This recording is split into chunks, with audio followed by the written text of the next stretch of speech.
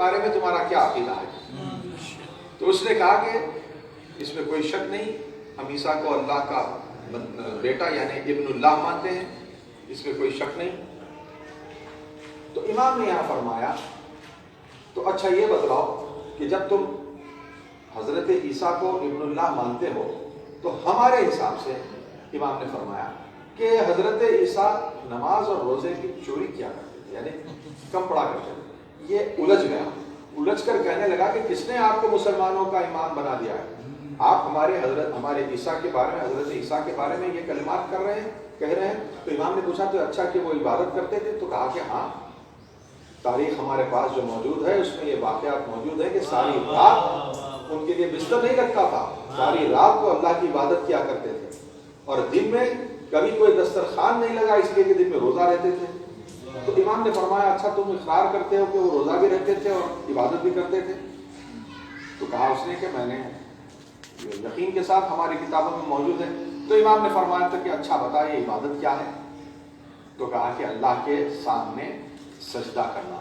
تو اب امام نے فرمایا کہ دیکھ، حضرت عیسیٰ عبداللہ ہے، ابن اللہ ہے۔ ابن اللہ یہ کہہ رہے تھے کہ اللہ کا بیٹا ہے۔ تو امام نے فرمایا کہ عبداللہ اللہ کا عبد ہے۔ اب یہ خاموش، سارے مجمع میں سکتہ ہو گیا کہ جہاں بیٹا کہہ رہے تھے وہ خود ہی اپنے آپ سے جواب دے دیے کہ عیسیٰ، حضرت عیسیٰ اللہ کے بندے ہیں۔ اب ایک مرتبہ یہودیوں کے راس الجالوت کی طرف امام مخاطب ہوئے اور کہنے لگے کہ حضرت موسیٰ کے بارے میں تمہارا کیا خیال ہے؟ تو انہوں نے کہا کہ حضرت موسیٰ ہمارے پیغمبر ہیں، ہمارے نبی ہیں، اور ہم انہیں پیغمبر مانتے ہیں۔ تو اس کے بعد امام نے فرمایا کہ اچھا حضرت موسیٰ کے کون سے معجزات ہیں؟ ہمارے قرآن میں جو معجزات ہیں ید بیضا والا معجزہ اور عصا والا معجزہ ہے۔ تو اس نے کہا کہ ہاں، ہمارے درمیان میں بھی، توریت میں بھی یہی معجزے لکھے ہیں۔ اب امام نے فرمایا کہ پھر حضرت موسیٰ کے بعد والے انبیاء کے معجزات کو تم کیوں نہیں مانتے؟ تو اس نے کہا کہ ہم نے ان انبیاء کے معجزوں کو اپنی آنکھوں سے نہیں دیکھا اور ہماری کتاب میں موجود نہیں ہے۔ تو امام نے فرمایا کہ کیا حضرت موسیٰ کے معجزات تم نے اپنے آنکھوں سے دیکھا ہے؟ تو کہنے لگے کہ وہ کیسے ہم دیکھ سکتے، 4000 پہلے وہ معجزات میں ہیں۔ اب یہاں پر امام نے کہا کہ اگر میں مستند کتابوں سے بعد والے انبیاء کے معجزے دکھاؤں، جیسے کہ حضرت عیسیٰ کا مردے کو ٹھوکر سے اٹھانا اذن رب کہہ کر، اور آخر نبی ہمارے محمد مصطفیٰ چاند کو 2 ٹکڑے کرنا اگر میں ثابت کر دوں، تو وہ کہنے لگا کہ اس طرح سے نہیں مانوں گا، ہماری مستند کتاب سے ہمیں ثابت کیجیے۔ اب یہاں پر امام نے کہا کہ اچھا تیرے پاس توریت تو ہوگی؟ تو کہا کہ ہاں میرے ساتھ کتاب توریت موجود ہے۔ ایک مرتبہ امام نے کہا کہ اچھا توریت کو کھول اور اس تمام مجمع کو بتلا دے کہ میری توریت کی قرات کیسی ہے۔ اس نے توریت کو کھولا۔ اب امام نے فرمایا کہ سیدھے ہاتھ والے صفحے کے پہلے لفظ سے میں تلاوت کر رہا ہوں، تو بتلا۔ اب امام نے یہاں سے توریت کی تلاوت زبان عبرانی یعنی ہبرو زبان میں وہ تلاوت کرنی شروع کر دی۔ آدھا صفحہ ہوا تھا کہ یہ رک گیا، کہ توریت کو بند کیا۔ کہنے لگا کہ یہ آپ وہاں کا منظر اس طرح سے تھا کہ جو راس الجالوت تھا وہ کافی فاصلے پر کھڑا ہوا تھا، امام علیہ السلام منبر پر تشریف فرما تھے۔ کتاب بند کر اس نے کہنے لگا پہلے تو یہ بات بتلائیے کہ آپ وہاں منبر پر اور میں اتنی دور، اتنے فاصلے پر، یہ آپ کو کیسے پتا چلا کہ میں نے کون سا صفحہ توریت پڑھا؟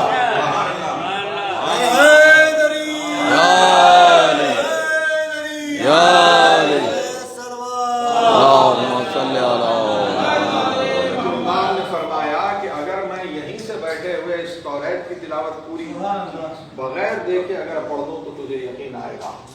تو وہ کہنے لگا کہ فرزند رسول آپ برحق ہیں۔ اس کے بعد امام نے فرمایا کہ میں نے کہا تھا کہ تجھے آنے والے انبیاء، آگے والے انبیاء کے معجزات کو تیری اس توریت سے ثابت کروں گا۔ اس کے بعد امام نے فرمایا کہ سورہ حبقوق کھول. سورہ حبقوق کھولا گیا. اب امام نے کہا کہ 11ویں آیت سے تو پڑھنا شروع کر. شیخ صدوق نے اس کا پورا عربی متن میں لکھ کر اس کا ترجمہ کر کے بتلایا ہے کہ وہ ہبرو زبان میں جب توریت آئی تھی، توریت، اس کے بعد زبور جسے سامز آف ڈیوڈ کہتے ہیں، اور پھر اس کے بعد ہے انجیل. یہ سب چیزوں میں تحریف ہوئی ہے. بعد میں جب انجیل آئی ہے تو یہ تینوں کا مجموعہ ہو کے انجیل ہوئی ہے. اس میں تحریف کی گئی، کئی چیزیں نکالے گئے، کچھ آیات باقی رہے ہیں. تو یہ بائبل ہوئی ہے. تو امام علیہ السلام نے اس وقت اس سے کہا کہ تو پڑھنا شروع کر. تو وہ پڑھنے لگا. تو اس میں لکھا ہوا تھا تجلی ربک، یعنی اللہ نے اپنی تجلی جب دکھائی ہے کوہ سینا پر. تو اس نے پڑھ کر سنایا. تو جناب امام رضا نے پوچھا کہ یہ سورہ سینا پر کس پر وحی آئی تھی؟ تو اس نے کہا کہ ہمارے نبی جناب موسیٰ پر وحی آئی تھی، ہم بھی اس پر یقین رکھتے ہیں، ایمان رکھتے ہیں. اس کے بعد امام نے فرمایا کہ آگے پڑھ. فتجلی ربک کوہ سینا. سینا ہوا، اب کوہ سعیر. اب سعیر پر آنے کے ساتھ ساتھ امام نے عیسائیوں کی طرف پلٹ کر پوچھا کہ تمہارے عیسیٰ کے بارے میں، حضرت عیسیٰ کے بارے میں یہ بتلاؤ کہ کوہ سیر پر کس پر وحی آئی تھی؟ تو انہوں نے کہا کہ حضرت عیسیٰ پر آئی تھی. تو توریت سے امام ثابت کر رہے ہیں کہ یہ توریت میں کوہ سینا پر جناب موسیٰ پر آئی تھی، کوہ سعیر پر حضرت عیسیٰ پر آئی تھی. اب یہ بات قابل غور ہے کہ وہ آیتیں جو تحریف شدہ ہیں، لیکن امام نے اس وقت ان تمام آیتوں کو بتلایا ہے جو رہنے والی تھی، جو مٹی نہیں تھی، جنہیں تحریف نہیں کیا گیا تھا. آج اگر آپ اٹھا کے دیکھیں تو یہ ساری آیتوں میں اس تمام واقعات موجود ہیں. اب اس کے بعد امام نے فرمایا کہ آگے پڑھ. پھر اس کے بعد فتجلی ربک اب کہاں پر آ رہی ہے؟ کیونکہ حضرت عیسیٰ کے بعد اب جو وحی آ رہی ہے تو جبل حرام کے بارے میں بتلایا گیا ہے. اب یہ جبل حرام کیا ہے؟ اگر تاریخ اٹھا کے دیکھیں تو پتہ چلتا ہے کہ مکے کے پہاڑیوں کے سلسلے کو جبل حرام کہا جاتا ہے.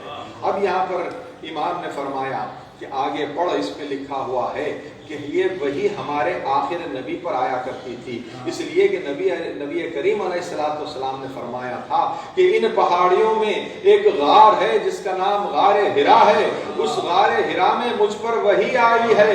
اب یقین ہو گیا کہ توریت سے بھی ثابت ہو گیا کہ امام رضا غریب نے یہ بتلا دیا کہ توریت میں وہ ذکر بھی ہے کہ جہاں پر جناب موسیٰ پر وحی آئی تھی، حضرت عیسیٰ پر آئی تھی، اور ہمارے آخری نبی پر بھی وحی آئی تھی. اس لیے کہ خود رسول نے کہا تھا کہ غار ہرا پر مجھے جب وحی کا سلسلہ آغاز ہوا تھا. اس کے بعد اب امام نے فرمایا کہ آگے پڑھ.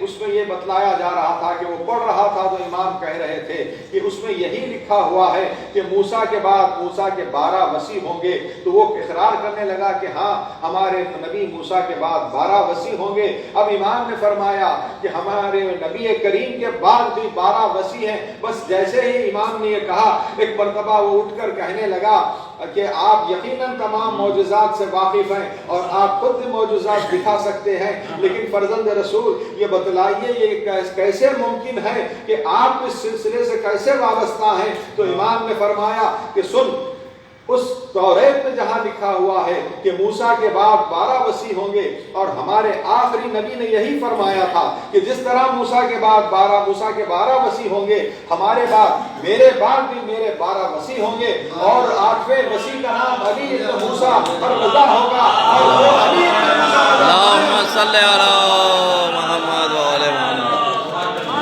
جب امام نے فرمایا کہ وہ علی ابن موسیٰ رضا میں ہوں، بس یہ کہنے کے ساتھ کہ اس کے حواس اڑ گئے. کہنے لگا کہ فرزند رسول آپ پر حق ہیں. اب مامون کو یہاں فکر ہو گئی کہ اس نے تمام اتنے بڑے منصوبے کو امام نے ناکام کر دیا. اور امام حجت خدا ہوتا ہے، اللہ کی مرضی ہوتی ہے. یہ سمجھ رہا تھا کہ وہ انسانی قوتوں اور طاقتوں کے ذریعے سے امام کو زیر کرے گا، معاذ اللہ.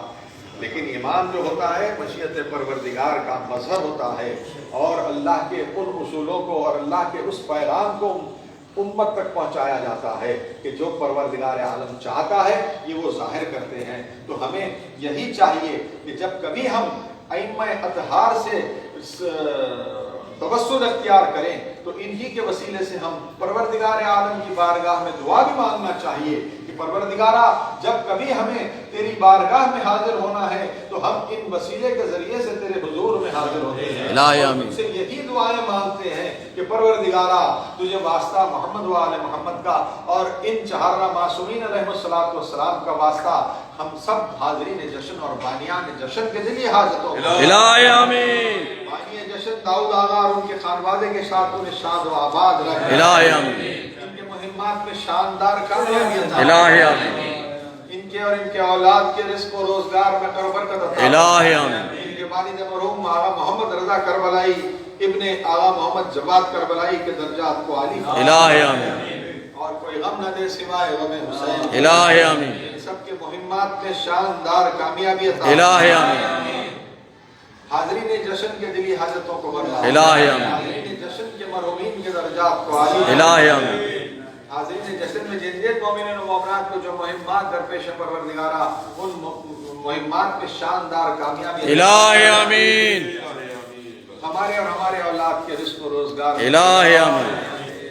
جو مومنین و مومنات کے بچے بیرون ملک میں قصبے معاش اور الہی آمین۔ سب کے رزق و روزگار کا تحفظ الہی آمین۔ خیر و برکت عطا فرما، الہی آمین۔ جن مومنین و مومنات کے جو اس وقت رزق کے لیے پریشانیاں ہیں الہی آمین۔ واسطہ محمد و آل محمد کا الہی آمین۔ ان سب مومنین اور مومنات کو بہترین سے بہترین رزق حلال عطا فرما، الہی آمین۔ اور جو مومنین و مومنات کے بچے یہاں زیر ملازمت اور کاروبار میں مصروف ہے پروردگارا ان سب کے رزق و روزگار کا تحفظ فرما، الہی آمین۔ ہمارے نوجوان نسل کی کو بہتر سے بہتر توفیق عطا فرما، الہی آمین۔ عمل صالح کرنے کی توفیق عطا فرما، الہی آمین۔ حسن علی صاحب کے فرزند جو بیرون ملک میں جو مہم درپیش ہے انہیں شاندار کامیابی عطا فرما، الہی آمین۔ ہم سب مومنین اور مومنات کو مقامات مقدسہ کی زیارتوں سے محروم، الہی آمین۔ خاطران شہزادی کونین شہزادی فاطمہ الزہرا سلام اللہ علیہا، خاطران ائمہ طاہرین علیہ السلام اور خاطران معصومین علیہ السلام پر ہمیشہ ہمیشہ کے لیے اور کبھی نہ ختم ہونے والی لعنت اور عذاب کا الہی آمین۔ اور طاغوت اور ان کے چاہنے والے اور ان پر داعش تنظیم تکفیری ذہنیت اور تمام قوتیں جو اہل تشیع کے خلاف اور عزاداری کے خلاف کام کر رہی ہیں نیز کو نابود ہے، الہی آمین۔ مکر و فریب کو انہیں پر پلٹ دے، الہی آمین۔ گستاخان رسالت، گستاخان کلام مجید اور گستاخان ائمہ طاہرین علیہ السلام اور ان کے پیچھے کام کرنے والی قوتیں طاقتیں حکومتیں اور اشرار کو نابود و نابود فرما، الہی آمین۔ ظلم و ستم و مکر و فریب کو انہیں پر پلٹ دے، الہی آمین۔ ہم میں جو بیمار ہیں انہیں شفاء کاملہ اور عاجلہ الہی آمین۔ علم خصوص نزل بیگم صاحبہ اور افروز فاطمہ صاحبہ، آغا مصطفیٰ صاحب اور حسنین سلمہ، زینب سلمہ اور وہ دیگر مومنین و مومنات جو اس وقت علی ہیں زیر علاج ہیں، محمد منور حسین، علی کے پروردگارہ محمد منور حسین، محمد منور حسین، کربلا بشکول محمد منور صاحب، ان تمام مومنین اور مومنات کو شفاء کاملہ الہی آمین۔ سب کے خاندانوں کے پریشانیوں کو دور، الہی آمین۔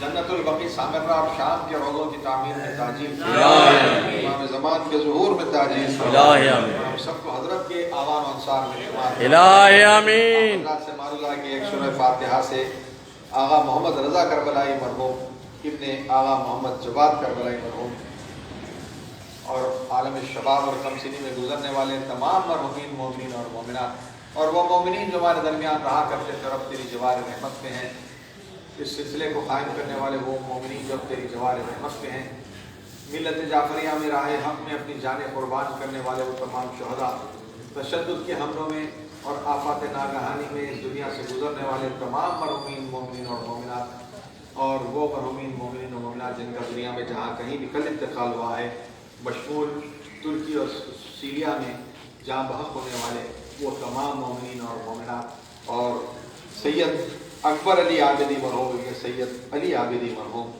اور اس وقت اس بارگاہ میں موجود ہم سب مومنین اور مومنات کے تمام مرحومین کی ارواح کے لیے بآواز بلند ایک سورہ فاتحہ اللہم صلی علی محمد و آل محمد، صلی علی محمد و آل محمد، اللہم صلی علی محمد و آل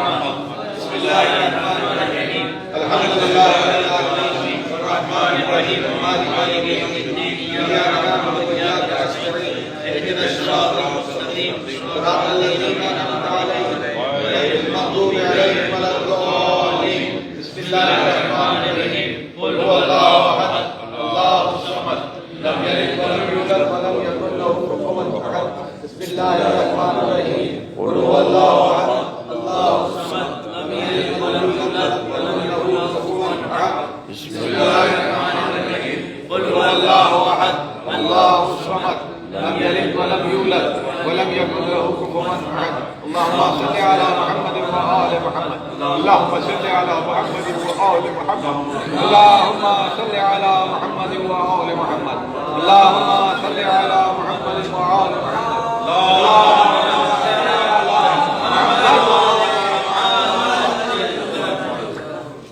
ان سوروں کی تلاوت کو بارگاہ محمد وآل محمد علیہ السلام کی خدمت میں بسر احترام پیش کرتے ہیں اور دعا کرتے ہیں کہ ان کے وسیلے سے اس کا ثواب ان تمام مرحومین کی ارواح کے لیے جن کے نام لیے گئے ہیں ان تمام مرحومین کی ارواح کے لیے سورہ فاتحہ کے ثواب کو مخصوص فرمائے الہی آمین سید علی اکبر ظہور مرحوم ابن سید احمد مرحوم کی روح اور ان کے خانواده کے تمام مرحومین کی ارواح کے لیے سورہ فاتحہ کے ثواب کو مخصوص الہی آمین بانی مجلس داؤد آغا کی جانب سے تبرک کا اہتمام کیا گیا ہے آپ حضرات سے معلوم ہے کہ احترام کے ساتھ تبرک نوش فرما کر تشریف لے جائیں بسم اللہ وجود سے یہ سارا نظام قائم ہے اسی کے فیض سے یہ انتظام قائم ہے وہ اور ہوں گے وہ تیمان مذہب ملت ہمارے چشمے ہمارا السلام علیکم یا عباد اللہ السلام علیکم رسول اللہ السلام علیکم فاضل الصحابہ سید العالمین خصوصا سیدی و مولانا ابو الفضل العباس یا نبی المؤمنین السلام علیکم ورحمۃ اللہ وبرکاتہ السلام علیکم یا مولانا غریب الغرباء السلام علیکم یا معین الضعفاء والفقراء السلطان ابو الحسن یا علی بن موسی الرضا السلام علیکم ورحمۃ اللہ وبرکاتہ السلام علیکم یا مولانا صاحب الرسول السلام السلام علیکم شریف القرآن خلیفۃ الرحمن علمان علمان علمان من فتنة الزمان عجل اللہ تعالی فرج